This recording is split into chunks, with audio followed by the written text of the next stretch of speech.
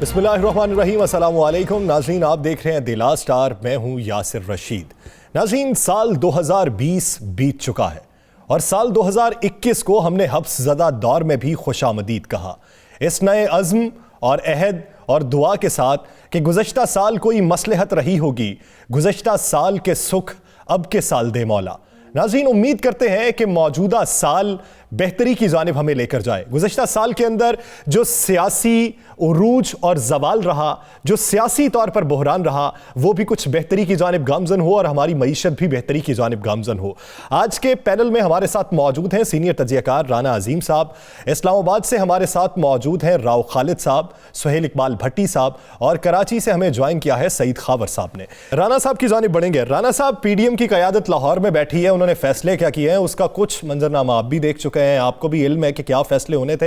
ये पहले से ही कुछ मुतवक्का फैसले थे, लेकिन आप क्या समझते हैं कि पाकिस्तान पीपल्स पार्टी की कुछ रंजिशें बढ़ रही हैं या फिर दीगर जानिब से पाकिस्तान पीपल्स पार्टी के साथ रंजिशें बढ़ाई जा रही? देखें यासर, ये तो वो अलामिया है जो इन्होंने पेश कर दिया। हम तो बात करेंगे, ये तो अब पूरे तमाम TV चैनल्स पे चल गया, तमाम प्रोग्रामों में यही डिस्कस होगा। बात करें कुछ अंदर की, जो TV पे नहीं चला, जो चैनल्स पे नहीं चला, जो सामने नहीं है, हम तो उसको सामने लाए ना। बड़ी क्लियर सी बात, आप याद होगा हमने कल के प्रोग्राम में क्या कहा था। हमने कहा था कि बिलावल भुट्टो उसी सूरत में इस मीटिंग में शिरकत करेंगे अगर उनके, बल्कि वो मैं समझता हूँ कि वो शॉर्ट जो है कल हमारा प्रोग्राम का जरा वो सुन लें तो ये आइए नाज़रीन, कल की गुफ्तगू सुनवाते हैं, फिर वापस आते हैं। बिलावल ने इजलास नया जो मुनक्किद करना है, सरबराही इजलास होने वाला है, क्या उस बारे में कोई शर्त रखी है कि इस शर्त पे ये इजलास होगा या इसमें शिरकत करूंगा? जनाब, मैं आपको ये भी तस्दीक कर दूं, ये जो कह रहे हैं ना बिलावल कल तशरीफ लाएंगे कि नहीं, शर्त ये रखी गई है कि अगर PDM के इजलास में इन शराइत को माना जाता जो पीपल्स पार्टी की हैं तो फिर बिलावल आ जाएंगे, अगर इन शराइत को नहीं माना जाता तो फिर पीपल्स पार्टी का वफद। तो राना साहब, क्या समझें कि शराइत नहीं मानी गई? देखिए, उस कल तक वो शराइत नहीं मानी गई थी। अच्छा, और जब शराइत नहीं मानी गई तो मुझे एक बात बताएं कि सुबह एहसन इकबाल पहले ऐलान करते हैं कि जनाब बिलावल भुट्टो खुद शिरकत करेंगे। उसके 2.5 से 3 घंटे बाद दोबारा एक नई प्रेस रिलीज जारी हो जाती है कि जनाब बिलावल भुट्टो और आसिफ अली जरदारी साहब वीडियो लिंक के ज़रिए इजलास में शिरकत करेंगे। भाई, क्या पाकिस्तान में वहाँ से जो आ रही थी ट्रांसपोर्ट इनकी, यहाँ बाई एयर इन्होंने आना था, वो जहाज़ ख़राब हो गया? क्या इतनी शदीद धुंध थी कि ये नहीं पहुँच सके? क्या मामला था कि 2 दिन पहले तक तो बहन भाई वहाँ पर गए, फूल भी निशावर किए, फूल भी बैंक के, सारा कुछ हो गया। आज अचानक वो किस वजह से वीडियो लिंक पे चले गए? क्या ये इजलास गिलगित बल्तिस्तान था जहाँ बंद हुआ हुआ सारा कुछ? ये ऐसा नहीं था। बिलावल भुट्टो ने, हमने जो कल कहा था वो इसी तरह था। पीपल्स पार्टी बिल्कुल अपने मौक़िफ़ पे कायम है। जो उनकी एग्जीक्यूटिव कौंसिल का इजलास हुआ है वो उस इजलास से हट के कोई फैसला नहीं कर सकते। उसके हवाले से मैं आपको ये बिल्कुल अंदर की खबर दूँ, मरियम भी इस हवाले से तैयार हो चुकी है कि इस्तीफ़े ना दिए जाएं। अब मामला है उस शख्स का जिसके पल्ले कुछ नहीं, वो है मौलाना फजलुर रहमान। वो कहते हैं और अचकज़ई साहब कहते हैं ये क्यों खत, देखें वो कहते हैं ना पिंडता चौधरी मरेगा तो ना वारी आएगी ना, तो वो कह रहे हैं जनाब वारी आ जाएगी, नहीं आनी ना, चौधरी ने मरना ही नहीं। तो अब वो चाह रहे हैं कि किसी तरीके से उनकी आए हो जाए। मीटिंग में जो अंदर की बात वो ये है कि मियाँ नवाज शरीफ ने बड़ा वलवला अंगेज़ खताब फरमाया और उन्होंने बड़ी बड़ी वहाँ पे खौफनाक बातें की, बड़े इल्ज़ामात लगाए और यहाँ तक कह दिया कि अगर आप लोगों ने कुछ ना किया तो आइंदा आपकी भी बारी है। वो जोश दिलाने की कोशिश की। जरदारी साहब ने अपने रवायती तरीके से कहा कि आप पूरे सिस्टम को लपेटें ना।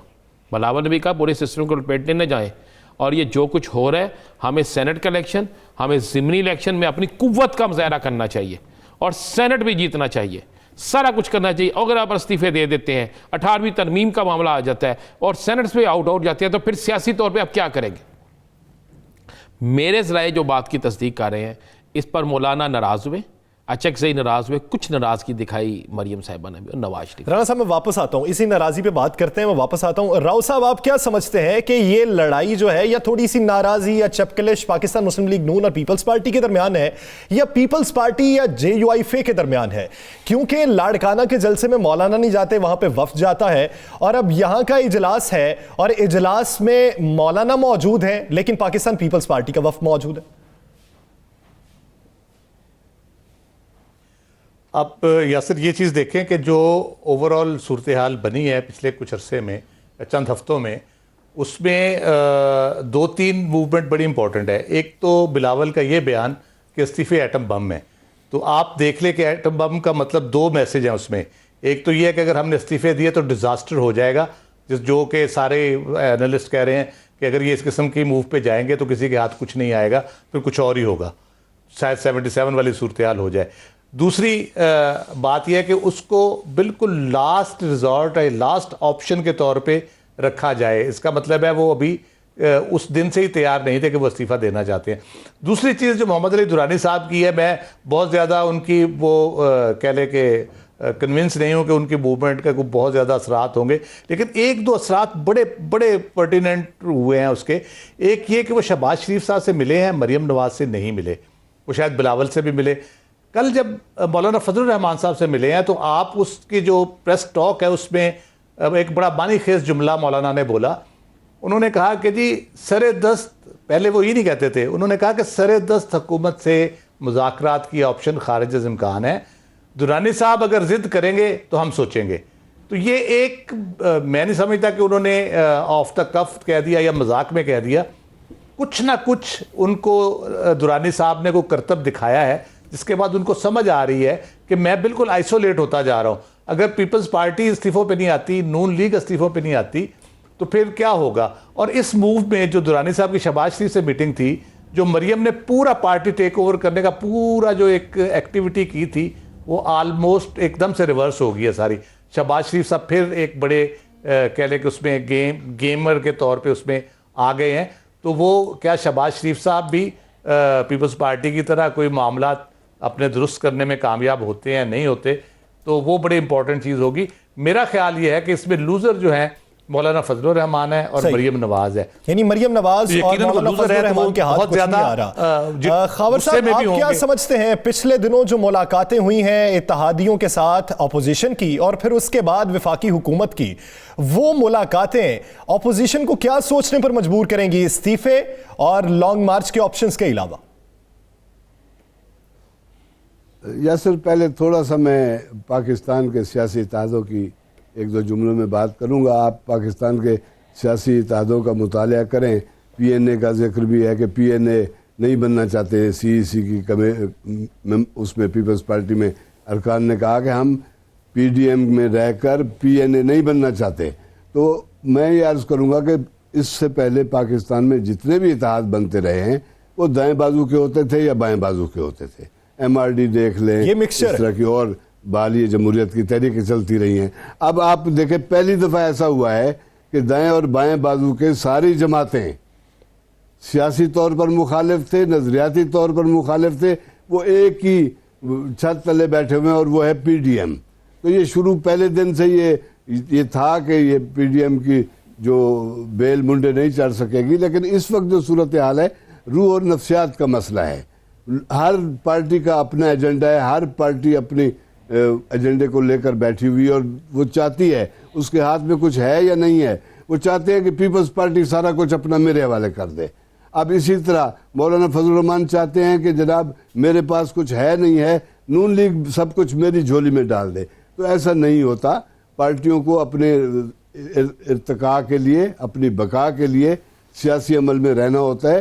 पाकिस्तान पीपल्स पार्टी इस मुल्क की बहुत ही बड़ी पार्टी है, जो इतने आमरीतों के बावजूद भी आज भी लोगों के दिलों में मौजूद है। तो उन्होंने इस पार्टी को बचाने के लिए ये रास्ता, यानी आपको यही लगता है कि नेशनल डायलॉग का ऑप्शन जरूरी है? दुरानी साहब की जो इस वक्त मुलाकातें जारी हैं वो भी वक्त की जरूरत है। ये डायलॉग की तरफ जाएंगे, डायलॉग की तरफ जाने का इंदिया दे रहे हैं आप। भट्टी साहब, आप क्या समझते हैं कि आज की जो प्रेस कॉन्फ्रेंस रही, एलामिया रहा जो पीडीएम के सरबराही इजलास का, इसके बाद मौजूदा वफाकी हुकूमत ने जो इकदाम किए पिछले एक दो दिन में और जो मेल मुलाकातें की, क्या उसमें कोई फर्क नजर आ रहा है या पैटर्न वही चलाएगी वफाकी हुकूमत?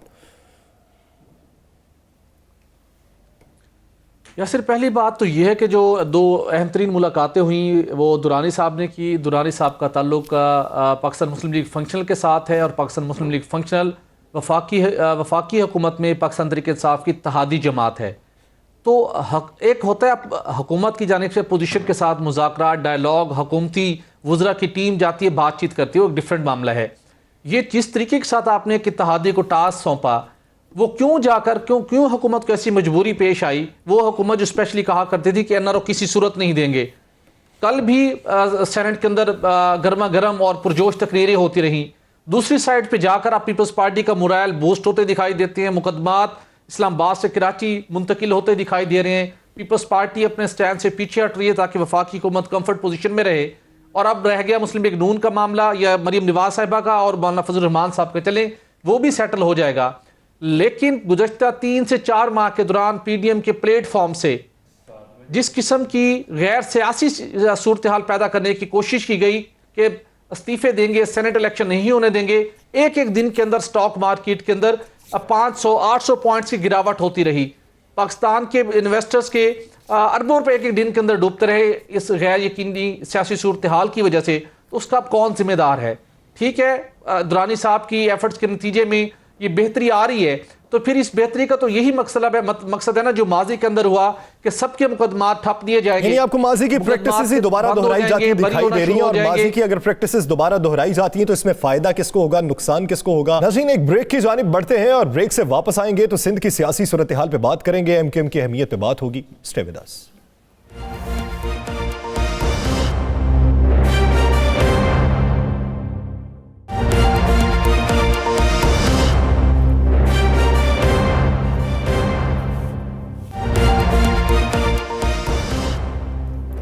Welcome back. नाज़रीन, की सियासत में इस वक्त हलचल है और मरकज़े निगाह जो सियासत का है वो सिंध ही है, क्योंकि इन दिनों वफाकी हुकूमत की जो इत्तेहादी है एमक्यूएम पाकिस्तान, वो भी काफ़ी एक्टिव दिखाई देती है। पीपल्स पार्टी के भी राब्ते उनसे हैं, वफाकी हुकूमत ने भी राब्ते बढ़ा लिए हैं, उनके जो तहफ़्फ़ुज़ात थे वो दूर करने की यकीन दहानी भी करवाई है। फिरदौस शमीम नकवी ये कहते हैं कि कुछ मुतालिबात उनके वाकई जायज़ हैं। तो आने वाले दिनों में एमक्यूएम सेनेट इलेक्शन को लेकर क्या हिकमत अमली तरतीब देती है और अपोजिशन एमक्यूएम से राब्ते किस तरीके से उस्तवार रखती है, ये खावर साहब की जानिब बढ़ेंगे और उनसे जानेंगे। खावर साहब, एमक्यूएम क्या वफाकी हुकूमत से अपने मुतालिबात मनवाने में कामयाब हो जाएगी या फिर पाकिस्तान पीपल्स पार्टी सेनेट इलेक्शन में एमक्यूएम को अपने साथ कर लेगी?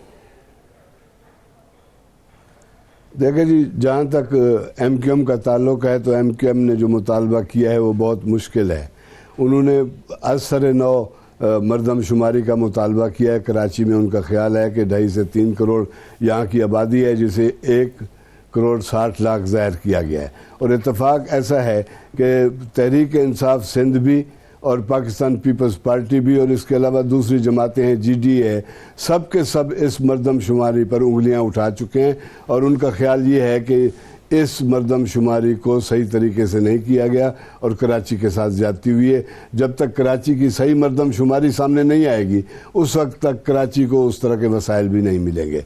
ये एक, चूँकि अर्ज़ किया था पहले भी कि बल्दियाती इलेक्शन सर पर हैं तो उसके लिए एक कैंपेन की ज़रूरत होती है, तो इसको लॉन्चिंग पैड के तौर पर एमक्यूएम इस्तेमाल कर रही है। और उसने वज़ीर आज़म से मुलाकात में भी और इस पे तहफ़्फ़ुज़ात का इज़हार किया और कहा है कि आप काबीना ने जो फ़ैसला किया उसको वापस लें और असर नौ यहाँ कराची में आप मरदमशुमारी कराएं।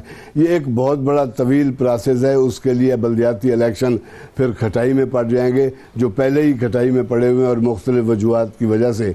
तो आने वाले दिनों में एमक्यूएम बहरहाल एक अपना शहरी कार्ड खेल कर आगे बढ़ने की कोशिश कर रही है। इस सिलसिले में उन्होंने कल तहरीक इंसाफ के लोग भी मिले हैं। पीपल्स पार्टी ने पहले बीड़ा उठाया और सबसे पहले पीपल्स पार्टी ने एक स्मार्ट मूव किए और वो गए हैं बहादुराबाद, और ये पहले भी एक दूसरे के इत्तेहादी रहे हैं और कराची के जो अगर अच्छे या बुरे दिन हैं उसमें ये दोनों बराबर के शरीक हैं और ये ख़ुद को माइनस नहीं कर सकते, क्योंकि तहरीक इंसाफ तो अभी 2.5 साल हुए आई है। लेकिन इस वक्त चूँकि तहरीक इंसाफ कराची की सबसे बड़ी जमात है, उसके पास 14 कौमी असम्बली की नशिस्तें हैं, वज़ीर आज़म भी यहाँ से मुंतखब हुए, इसके अलावा MPAs उनके बहुत हैं, तो एक बड़ी जिम्मेदारी बनती है। और कल तहरीक इंसाफ ने भी खोल कर कह दिया है कि हम इन नताइज को तस्लीम नहीं करते, हम आपके साथ खड़े हैं, आप हुकूमत पर एतमाद करें, हुकूमत आपके तमाम तहफ़्फ़ुज़ात दूर करेगी। तो अब ये बेल मुंडे कब चढ़ती है ये देखा जाएगा, लेकिन इस वक्त सूरत हाल ये है कि ये एक कराची की मरदमशुमारी का इशू जो है वो हार्ट इशू हो गया है। और एक जेन्युइन उसके इशू बाद भी है, पाकिस्तान तहरीक इंसाफ भी उसकी हिमायत कर रही है। राना साहब, आपको क्या लगता है कि इस वक्त जैसा कि खावर साहब कह रहे हैं कि पाकिस्तान पीपल्स पार्टी का ये स्मार्ट मूव था, तो क्या पीटीआई के वफ्द की बहादुराबाद आमद के बाद वो पीपी का स्मार्ट मूव कायम रहा या खत्म हो चुका? नहीं, ख़त्म हो गया। देखें, एक चीज़ ध्यान में रखिएगा, एमक्यूएम इस वक्त उस वक्त तक पीपल्स पार्टी के साथ नहीं जाएगी जब तक एमक्यूएम को जाने का कहा नहीं जाएगा। वो कहाँ से कहा जाएगा वो सबको पता है, बहुत बड़ी इस पर क्लियर सी बात है। और भी पाकिस्तान पीपल्स पार्टी जो है वो एमक्यूएम को अपने साथ अगर रखती है तो फिर पाकिस्तान पीपल्स पार्टी को अपनी जमात के अंदर से एक बहुत बड़ी मुखालफत का सामना करना पड़ेगा। लिहाजा ये सिर्फ एक सियासी गेम चल रही है, इसके अलावा कुछ नहीं है।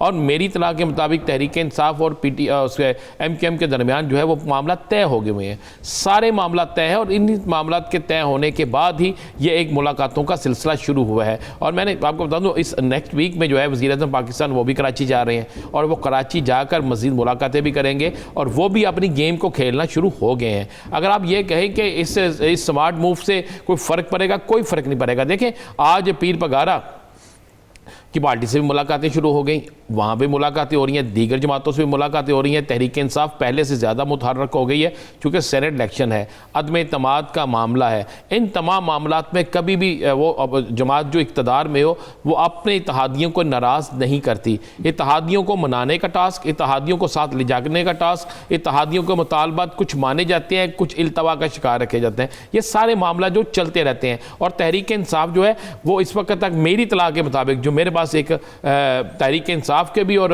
एमक्यूएम के भी एक ज़िम्मेदार ने मुझे खुद कहा कि हमारे मुतालबात जो हैं वो काफ़ी हद तक पूरे होते नज़र आ रहे हैं। अब चूंकि उन्होंने सियासत करनी है, सियासत में यही होता है कि आप कुछ कहें कि कुछ मिल गया है और कुछ नहीं मिला, जो नहीं मिला उसके लिए ज़्यादा शोर मचाएं और जो मिल गया है उसका जिक्र ना करें, या सिर्फ ये चलता है।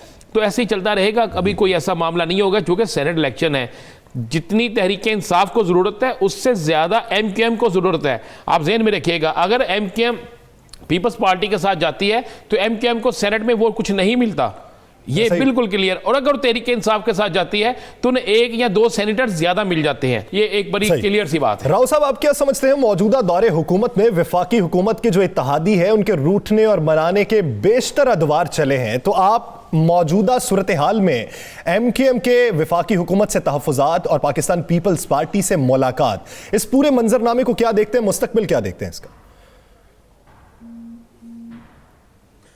अच्छा, एक तो मैं बिल्कुल राना साहब से मुत्तफ़िक हूँ कि वो तो इशारे के मुंतज़िर होते हैं, तो वो जब तक वो इशारा नहीं होगा या उनको ये यकीन हो जाए कि फ़ेडरल गवर्नमेंट जो है वो पीडीएम के जो धमकी है या जो उन्होंने उसको डेडलाइन दी है 31 जनवरी तक, तो वज़ीर-ए-आज़म रिज़ाइन करने वाले हैं, तो फिर शायद वो कोई अपने तौर पे फ़ैसला कर ले। अदरवाइज़ कोई ऐसा चांस, उनको पता है गवर्नमेंट कहीं नहीं जा रही, जो मौजूदा सूरत हाल पैदा होगी उसके बाद तो बिल्कुल उनको यकीन हो गया है कि गवर्नमेंट कहीं नहीं जा रही। पिछले प्रोग्राम में भी हमने डिस्कस किया था कि एमक्यूएम की टाइमिंग बड़ी परफेक्ट होती है, वो बड़े सही टाइम के ऊपर अपना काम चलाते हैं। लेकिन ये मरदमशुमारी वाला जो इशू है ना, मैं ज़रा और नज़र से इसको देख रहा हूँ इस मौके के ऊपर, जबकि पीपल्स पार्टी ने पीडीएम को डिच कर दिया है।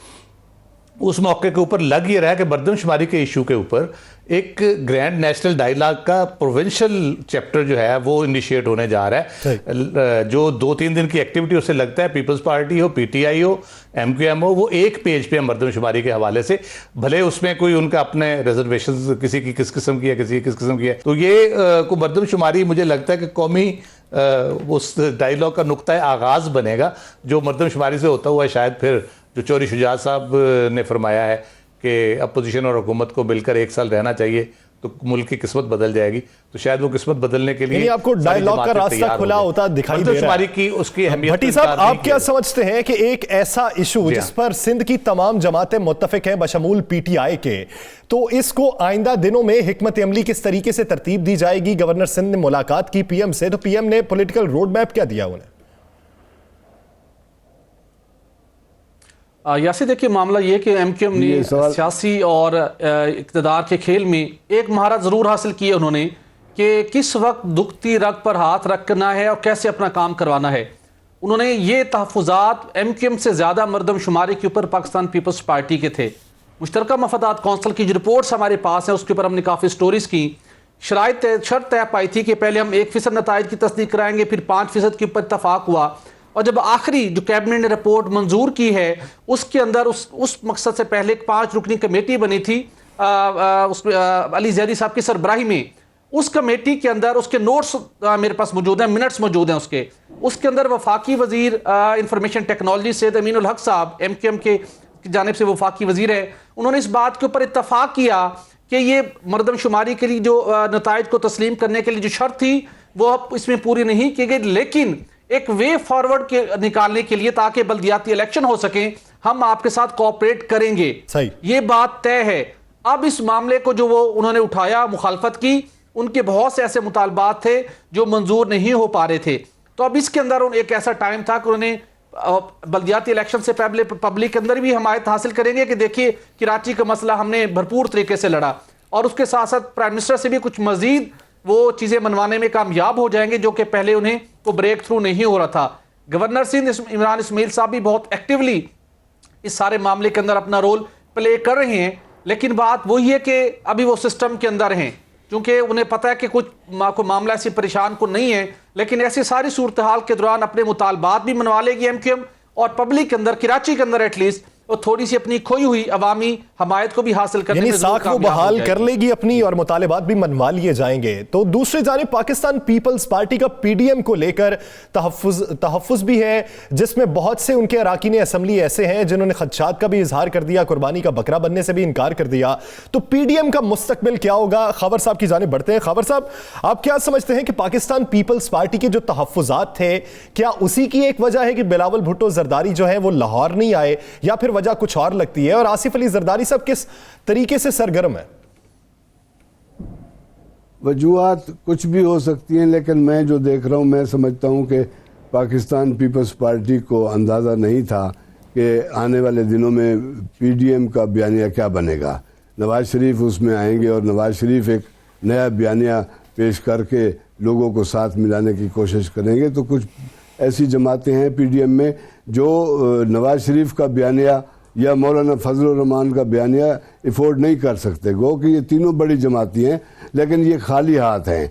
पाकिस्तान पीपल्स पार्टी के पास सिंध गवर्नमेंट है, पाकिस्तान पीपल्स पार्टी हुकूमत के साथ, मरकज़ के साथ मुज़ाकरात करने की पोजीशन में है, उसके हाथ में कुछ है, वो ले दे कर सकते हैं, उनका मामला ठीक है। इसलिए जब उनको बताया गया कि अगर हम 100% CEC के बाद लोगों ने कहा, बुजुर्ग दोस्तों ने कहा कि अगर हम 100% PDM के बयाने पर चले जाएंगे तो इसका मतलब ये निकलेगा कि हम नवाज शरीफ के बयाने पे चले गए, और उस बयाने से हमें कुछ हासिल वसूल नहीं होगा, हमारे ऊपर पलट कर वार होगा। पहले हमारी सिंध हुकूमत जा सकती है, उसके बाद 18वीं तरमीम जो एक इस वक्त सूबाई खुद मुख्तारी के हवाले से छोटी कौमों के पास एक बड़ा हथियार है, वो छिन जाने का खदशा है। तो इसलिए मैं समझता हूं कि पीपल्स पार्टी की CEC ने, सेंट्रल एग्जीक्यूटिव कमेटी ने अपनी मीटिंग में बैठकर खोलकर बात की है। और दूसरी बात यह है कि इस मामले में अब मैंने जो महसूस किया कि पाकिस्तान पीपल्स पार्टी ने इस वक्त असूलों की सियासत पर मफाहमत की सियासत को तरजीह दी है। और मफाहमत की सियासत के हवाले से आप जानते हैं कि आसिफ अली जरदारी साहब बहुत बादशाह समझे जाते हैं, और इसलिए वो फ्रंट फुट पर आ गए हैं। और इस वक्त जो देखना तो यही है ना कि PDM अब इस मफाहमत के रास्ते को अपनाती है, कैरी करती है, इसी को लेकर आगे चलती है, या फिर मज़ाहमत करती है पाकिस्तान पीपल्स पार्टी के सामने। राव साहब, आप क्या राय रखते हैं? जैसा कि खावर साहब का ये कहना है कि पाकिस्तान पीपल्स पार्टी को PDM के आगाज पे इसका इल्म नहीं था कि आगे चल के मैनिफेस्टो तब्दील हो जाएगा, क्या आप भी यही समझते हैं? मैं इख्तिलाफ की जसारत करूंगा। जो नवाज शरीफ ने पहली तकरीर की थी PDM के पहले इजलास में, जब ये फॉर्म हुई थी, उसमें उन्होंने सारी बातें कर दी थी। आलमोस्ट कोई, मेरा ख्याल है, ढकी छुपी नहीं थी। 26 नुकात में भी तकरीबन वो चीज़ें खुल के नहीं, लेकिन कम अज़ कम शामिल ज़रूर हैं उसमें। और हमारा पहले दिन से यही ख्याल था, ये जो नुकात हैं ये इनको ज़्यादा देर तक इकट्ठा नहीं रख सकेंगे। लेकिन पीपल्स पार्टी की स्मार्ट मूव इस सेंस में मैं कहूँगा कि PDM में शामिल हो गए, PDM के साथ उन्होंने इतनी तहरीक चला ली 2-3 महीने। अचानक उनकी CEC को ख्याल आया कि हमें भी कुछ फैसला करना है, और उन्होंने इजलास बुला लिया। ये इजलास तो PDM में शामिल होने से पहले होना चाहिए था कि PDM में आप शामिल होने जा रहे हैं, क्या क्या वहाँ पे नुकात होंगे। ये कम अज़ कम जिस वक्त उनका एलामिया आ गया था उस वक्त सीईसी का इजलास बुला लेते। इसका मतलब यह है कि इन 3 महीनों में पीपल्स पार्टी ने बैकडोर डिप्लोमेसी जो की है, जिसमें ये अफवाहें कि डील वील की बात की जा रही है, उन्होंने गवर्नमेंट, फेडरल गवर्नमेंट से या जो पावरफुल हल्के हैं या नैब के हवाले से चीज़ें हैं, मेरा ख्याल है कोई ना कोई सेटलमेंट हुई है, कोई डील हुई है, जिसके बाद उन्होंने पुल आउट करने के लिए सीईसी को टूल के तौर पे इस्तेमाल किया है।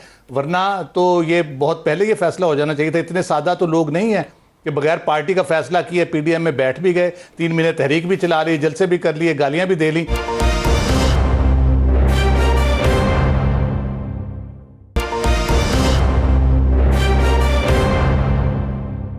जैसा कि राव साहब कहते हैं कोई ना कोई डील हुई है कि ये सीईसी में वापस आए हैं।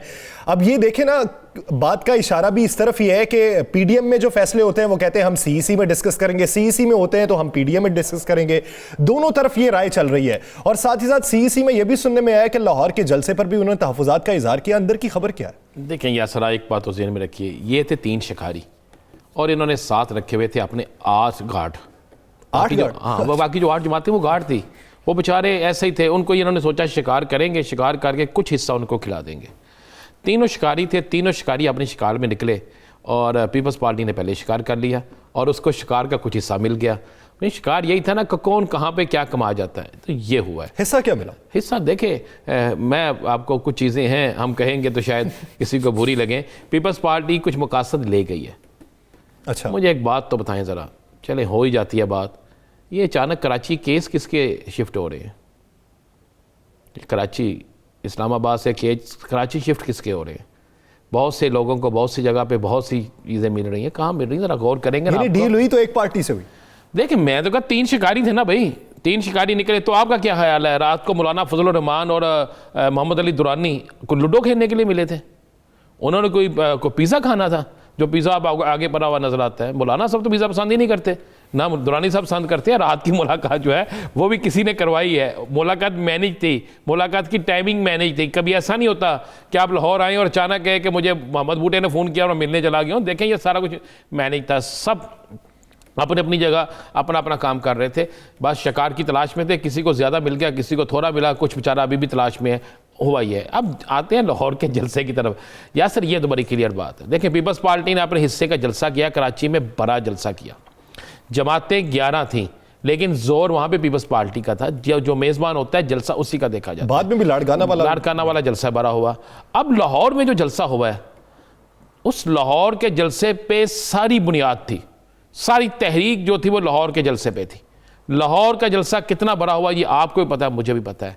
और लाहौर के जलसे के हवाले से पीपल्स पार्टी ने बड़ी अपनी चीज़ें क्लियर कर दी थी कि लाहौर के जलसे के बाद कि क्या होगा। अब पीपल्स पार्टी को नज़र आ गया कि मोहतरमा जो है, ये बात बिल्कुल राव साहब की भी दुरुस्त है कि पीपल्स पार्टी क्यों चाहेगी कि मियाँ नवाज शरीफ के अलामिये पर अपना सब कुछ कुर्बान कर दे। वो क्यों चाहेगी कि हम देखें, कल को इलेक्शन पीपल्स पार्टी वर्सेस नून लीग होना है और तहरीक इंसाफ के होना है। वो नहीं होना कि पीपल्स पार्टी और नून लीग मिलकर इलेक्शन लड़े, ये मुमकिन ही नहीं है, किसी सूरत में मुमकिन नहीं है। यानी आपके नजदीक पीपल्स पार्टी ने कुछ हिस्सा ले लिया है, इसीलिए उनकी टोन तब्दील हो गई है। भट्टी साहब, आप क्या राय रखते हैं कि हिस्सा अगर मिल गया है तो किस हद तक मिला है, और आने वाले दिनों में पीडीएम के प्लेटफॉर्म से पाकिस्तान पीपल्स पार्टी के एक्ट को कैसा देखते हैं? यासिर, हिस्सा कितना मिला है और कितना मिलना चाहिए था, मुझे इससे ज़्यादा दुख इस बात का है। अपेरेंटली बिल्कुल लगता है कि जैसे राना साहब और राव साहब ने निशानदही की कोई डील हुई है, डील हो चुकी होगी, ये डील एटलीस्ट ज़रूर है। डील हुई है या डील मिली है, तो ये प्राइम मिनिस्टर इमरान खान साहब के लिए और इस मुल्क की आवाम के लिए एक बड़ा लम्हा फिक्रिया है। उसकी मैं आपको वजह बताता चलूँ कि गुज़श्ता रोज़ एक मामला जो मंजर-ए-आम पर आया कि बरतानवी अदालत ने एक ब्रॉडशीट कंपनी जिसको माजी के अंदर इस मकसद के लिए हायर किया गया था कि वो पाकिस्तान की जो पॉलिटिकल एलीट है उन्होंने बैरून मुल्क असासे बनाए, उनकी निशानदही करे। उन्होंने निशानदही की, उन मामलात के ऊपर आज तक केसेस चल रहे हैं, लेकिन उस कंपनी के साथ एग्रीमेंट ख़त्म करने के नतीजे में 4.5 अरब रुपए पाकिस्तानी हाई कमीशन के अकाउंट से डिडक्ट होने जा रहे हैं। हमने क्या वसूल किया? डील और ढील। सही। अगर ये डील और ढील होनी है तो इस मुल्क पिछले 2-3 सालों के दौरान बिलखुसूस जो सियासी दंगल रहा, इस मुल्क के अवाम ने उसकी कीमत चुकाई है। बेरोजगारी की शक्ल में, महंगाई की शक्ल में, तरक्याती मंसूबों की डिले होने की शक्ल में और इस जमहूरी इक़दार के ऊपर उनका एतमाद कमज़ोर होने की शक्ल में, तो उसका कौन जिम्मेदार है? अगर ये लोग इनके सबूत आपके पास थे, आपने जेन्युइन केसेस बनाए हैं, कन्विक्शन हो, सजाएं हो, कोई ढील नहीं होनी चाहिए। अगर उनके हाथ करप्शन में नहीं रंगे हुए तो फिर वो जो नेशनल डायलॉग की बात की जा रही है, मेज पर बैठिए और एतराफ कीजिए कि गलतियां हुई, माजी की, गलत केस बनाए गए, हम सब विड्रॉ करते हैं। आगे बढ़ते हैं और बात करेंगे नवाज शरीफ साहब के बुलाने पर पार्टी के बहुत से रहनुमा ऐसे थे जो लंदन रवाना नहीं हुए, और इसके साथ साथ मियां मोहम्मद नवाज शरीफ ने पार्टी गाइडलाइंस जो जारी की थी वो कितने रहनुमाओं ने कैरी की, और मियां मोहम्मद नवाज शरीफ आइंदा को लेकर क्या हिकमत अमली रखते हैं। राना साहब, क्या मियां नवाज शरीफ साहब आसिफ अली जरदारी साहब की शागिर्दी में चले गए हैं, या फिर आसिफ अली जरदारी साहब कुछ मशवरे नवाज शरीफ साहब से ले रहे हैं? देखिए जी, ना तो आसिफ अली जरदारी के मशवरे मियां नवाज शरीफ ने मानने हैं, ना मियां नवाज शरीफ के मशवरे आसिफ अली जरदारी ने मानने हैं। दोनों एक दूसरे के साथ शतरंज की बाजी खेल रहे हैं और दोनों खिलाड़ी हैं। दोनों चाहते हैं कि इन्हीं के गोरे जीतें, बाकी सब पिट जाए। बड़ी बड़ी क्लियर सी बात है।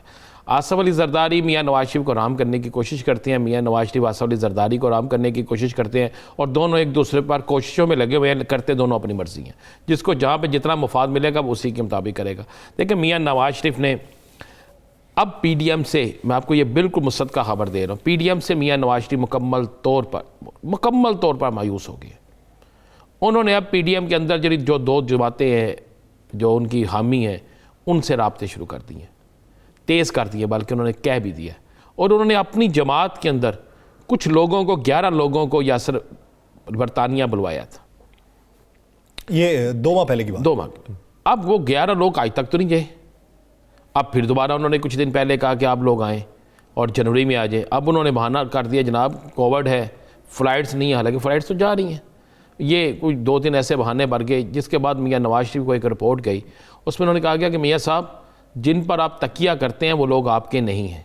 ये लफ्ज़ अदा किया गया कि लाहौर से तल्लक रखने वाला एक से ज़ायद लोग हैं, इसी तरह इस्लामाबाद से तल्लक रखने वाला एक तगड़ा शख्स जो है उसके मतलब भी कहा गया। और जिन लोगों को बुलाया गया तो उन्होंने कहा गया जी सिर्फ आपके साथ अगर कोई है तो वो परवेज़ रशीद है, अगर आपके साथ कोई है तो वो तलाल चौधरी है, अगर आपके साथ कोई है तो मुसद्दक मलक है। ये 3 नाम लिए गए।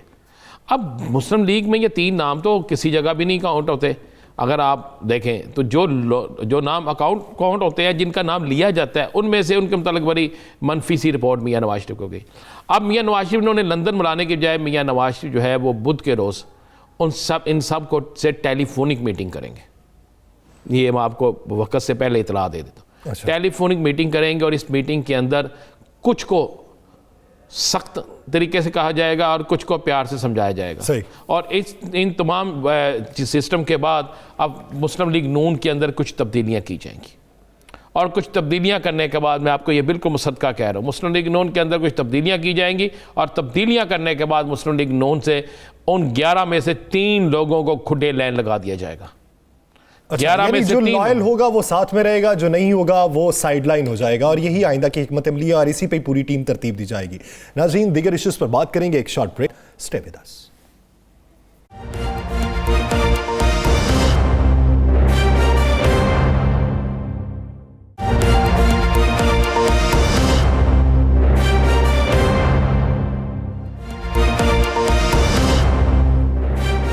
Welcome back.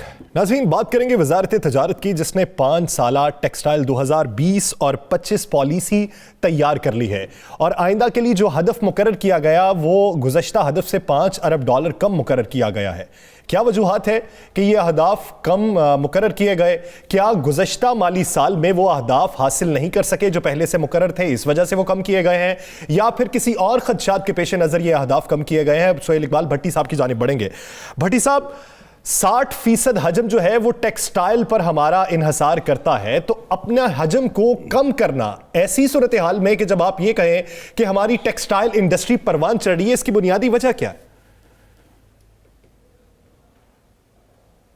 यासिर, ये बड़ा अलमिया है। आज के दौर में कोई भी मुल्क अपनी एक्सपोर्ट बढ़ाए बगैर करंट अकाउंट डेफिसिट से नहीं निकल सकता। मुआशी खुशहाली की जो उसका ख्वाब होता है उसको पूरा नहीं कर सकता। प्राइम मिनिस्टर इमरान खान इस पर बहुत फोकस करते हैं और बहुत से इकदाम करने की कोशिश करते हैं कि हमारी एक्सपोर्ट बढ़ सके, लेकिन वह किस्मती के साथ पाकिस्तान की तारीख की तीसरी टेक्सटाइल पॉलिसी 2020-25 तैयार हो चुकी है।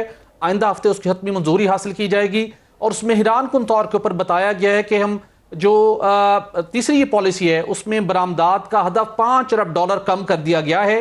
यानी कि अब रवा माली साल में तो हम, अगर ये मैंने एवरेज बात की है, यानी कि 2025 में कहा गया कि हम $25 अरब $86 करोड़ का हदफ हासिल करेंगे और रवा माली साल के दौरान ये हदफ कोई $15 अरब के लगभग रहेगा। बड़ा अलमिया है, बांग्लादेश जो बहुत पीछे था हमसे, उसने टेक्सटाइल एक्सपोर्ट से $34 अरब एक साल के दौरान हासिल करने का हदफ हासिल किया और हमारे यहाँ हमारी पोटेंशियल बहुत मौजूद है। कुछ फैक्टर्स हैं जिसकी वजह से हम यह हदफ हासिल नहीं कर पा रहे। सबसे पहला फैक्टर महंगी तवानाई और महंगी तवानाई, और उसके बाद उसके अंदर इंटरप्टेड होती है, मौसम सर में गैस नहीं मिल रही। हमारे जो बड़े टेक्सटाइल एक्सपोर्टर्स हैं महंगी तवानाई की वजह से बाहर से ऑर्डर्स को कंपीट नहीं कर पाते। महंगी तवानाई क्यों मिलती है कि वो बहुत बड़ा एक रोना है।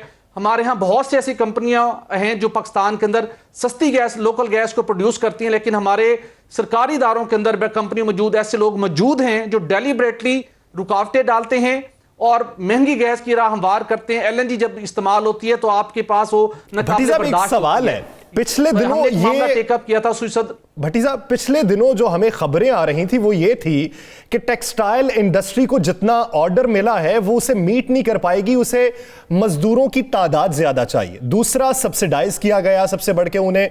तीसरा ये कि उन्हें 24 घंटे पीक आवर्स की बजाय बिजली की फराहमी थी। और फिर बाद में ये कि गैस बहरान के नतीजे में उनको मुश्किल का शिकार नहीं होना था क्योंकि उन्हें बिला तातुल गैस की फराहमी जारी रहनी थी। तो ऐसे ऐलानात के बाद ये बुनियादी वजह बीच में क्या निकलती है फिर इसकी? यासिर, वो जो ऑर्डर्स की बात कर रहे थे वो करंट फिस्कल ईयर के थे, जो हमने अपने आप को एक्सपेंड करना था, अपना ओवरऑल वॉल्यूम बढ़ाना था, हम उस जानिब नहीं बढ़ पा रहे क्योंकि इन्वेस्टर गैर यकीनी सूरत हाल से दो चार है। हुकूमत मरात कमिटमेंट करती है, मरात नहीं मिलती। सबसे बड़ा महंगी तवानाई का है।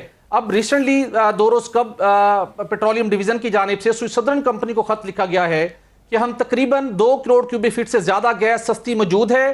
स्विस सदर्न की हठधर्मी की वजह से वो कराची की सनतें इस्तेमाल नहीं कर पा रही। अब 2 ऑप्शन दिए गए हैं स्विस सदर्न इंतजामिया को कि आप जो आपने एक तनाजा क्रिएट किया था और गलत तरीके से आपने फोर्स मेजोर की कंडीशंस को रिजेक्ट करके सस्ती गैस की राह में रुकावट डाली। उसके 2 सोल्यूशन दिए गए और कहा गया कि फौरी तौर पर गैस सिस्टम में शामिल करें, लेकिन स्विस सदर्न गैस को सिस्टम में शामिल करने को तैयार नहीं है। यह सबसे बड़ा नुकसान है हमारी ओवरऑल इकोनॉमिक प्रोडक्टिविटी में और हमारे एक्सपोर्ट ओरिएंटेड सेक्टर के लिए। कराची के अंदर लो प्रेशर है, घरेलू सार्फिन, कमर्शियल सार्फिन, सनती सार्फिन मुतासिर हो रहे हैं। पेट्रोलियम डिवीजन के अहकामात को भी स्विस नॉर्दर्न मानने को तैयार नहीं होती। उसके बाद प्राइम मिनिस्टर के मामले खुसूसी बराए तवानाई ताबिश गोहर साहब, जब से वो आए हैं उनको लाया गया था कि सेक्टर के अंदर बेहतरी लाएंगे। नदीम बाबर साहब की तरह उनकी कारकर्दगी भी सिर्फ एक प्राइवेट कंपनी जिसका उनके साथ माजी में ताल्लुक रहा है उसके साथ महदूद है। उसके मामलात को ठीक करने की कोशिश है।